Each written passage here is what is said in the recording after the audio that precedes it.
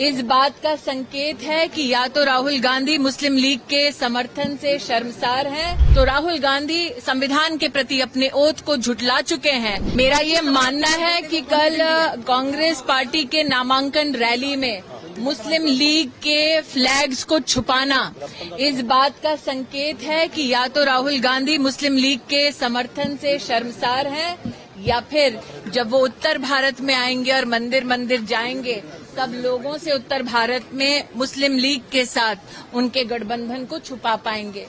मैं केरला आकर और विशेषतः वायनाड आकर देखकर ये स्तब्ध हो गई हूँ, आश्चर्यचकित हूँ कि पीएफआई जैसी आतंकवादी संगठन के बैन के बावजूद पीएफआई के पॉलिटिकल लीडरशिप से राहुल गांधी समर्थन अपने चुनाव के लिए ले रहे हैं। आज नॉमिनेशन में हम सब जानते हैं कि एक प्रत्याशी को, एक कैंडिडेट को oath of allegiance to the Indian constitution लेने की दरकार पड़ती है।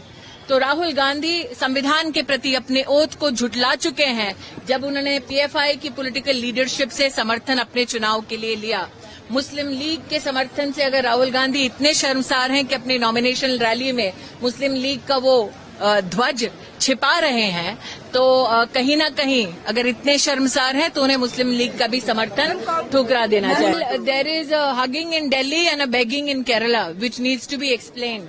Why is it that when the alliance partners come together for a rally in the national capital, there seems to be no animosity, but when it comes to the seat of Wayanad, there is this competition that is taking place.